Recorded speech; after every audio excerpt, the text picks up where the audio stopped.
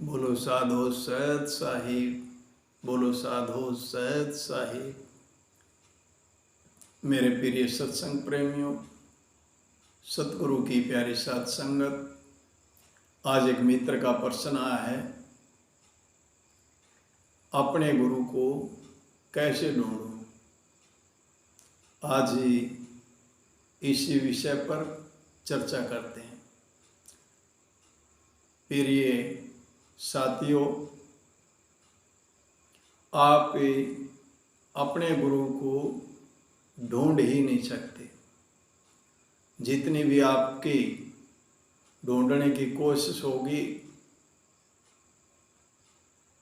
जितना भी आप बाहर गुरु को ढूंढेंगे, भीड़ को देख करके, किसी का भेष देख करके,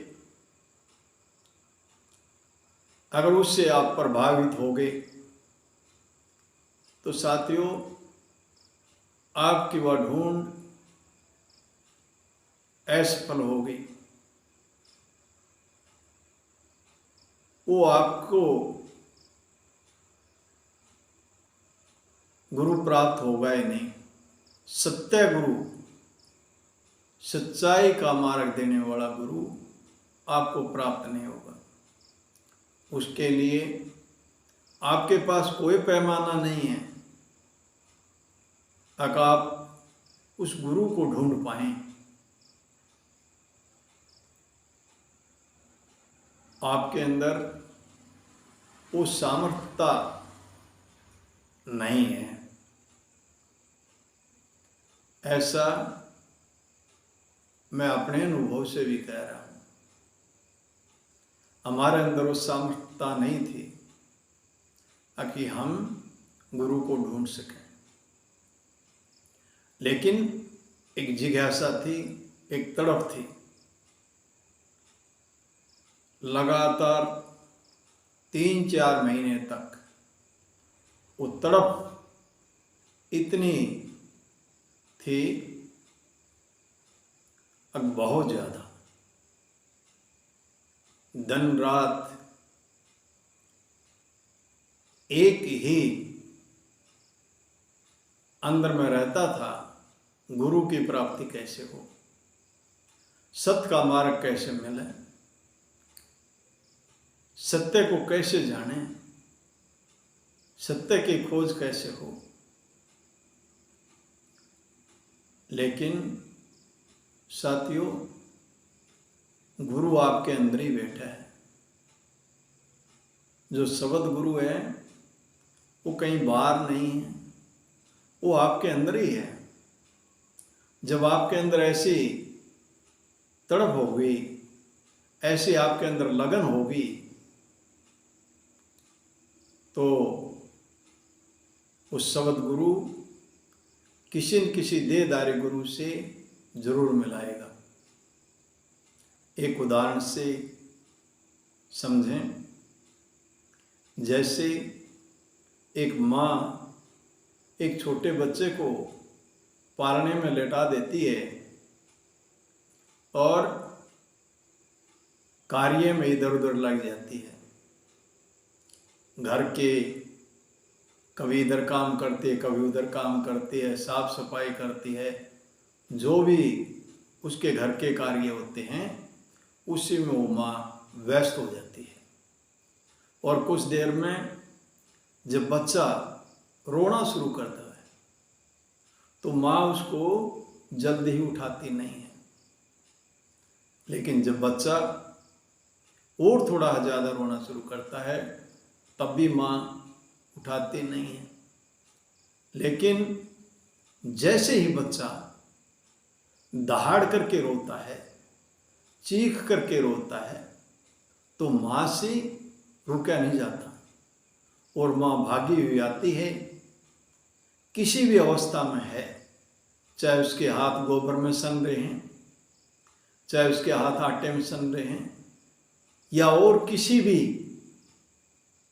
चीज़ में अगर उसके हाथ खराब हैं तो हाथ को धोती भी नहीं है। और माँ दौड़ के आती है और अपने बच्चे को अपनी छाती पर लगा लेती है। इतनी अगर हमारे अंदर तड़प है, इतनी जिज्ञासा है, इतनी जब तक जिज्ञासा नहीं होगी, हमारे अंदर तड़प नहीं होगी, तो उस शब्द गुरु सत्य गुरु से नहीं मिला सकता। तो साथियों, जितनी भी अपनी खोज है, सबको बंद करके सिर्फ एक ही काम करें, प्रार्थना करें। एकांत में बैठ करके कहीं मंदिर मस्जिद में जाने की जरूरत नहीं है, क्योंकि वो शब्द गुरु आपके अंदर है।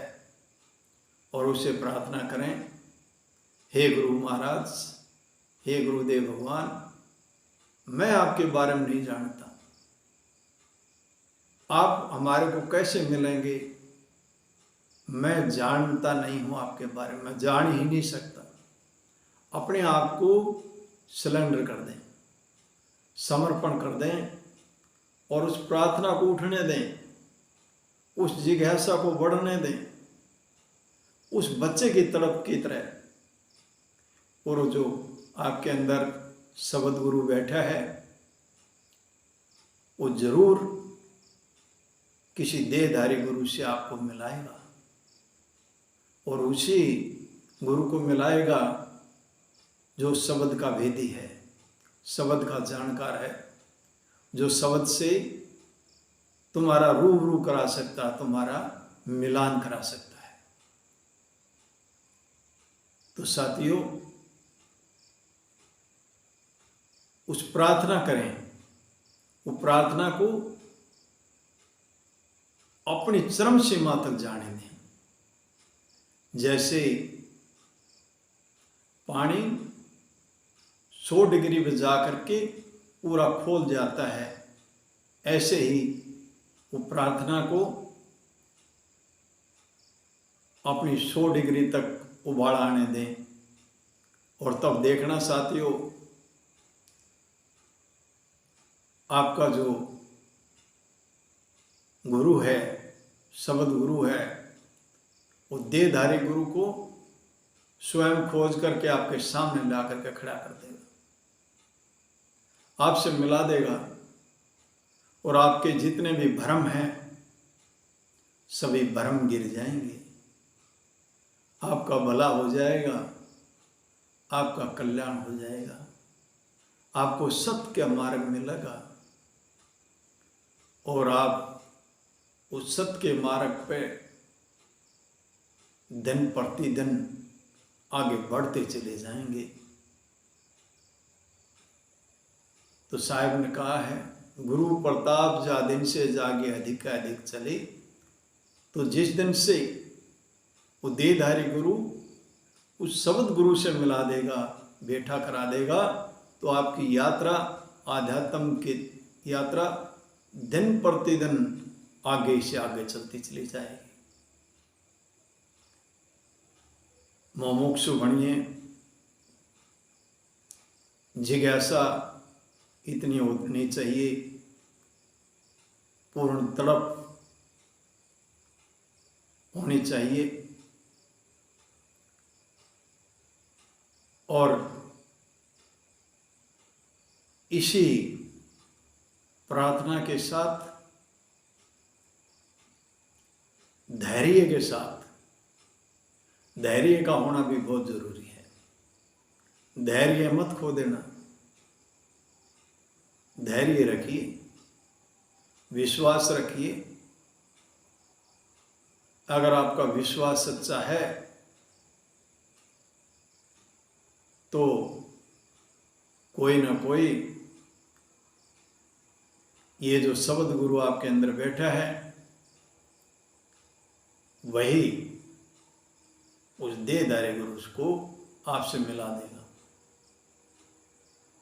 साथियों, आज इसी विषय पर कुछ चर्चा हुई, इस पर विशेष गौर करना। ये बात मैं स्वयं अपने अनुभव के अनुसार कह रहा हूँ। ये कोई पढ़ी लिखी बात नहीं है, सुनी सुनाई बात नहीं है, मैं अपने अनुभव से बता रहा हूँ। गौर करना, अगर आपने ऐसा किया तो आपको तभी पता लगेगा सत्य क्या है।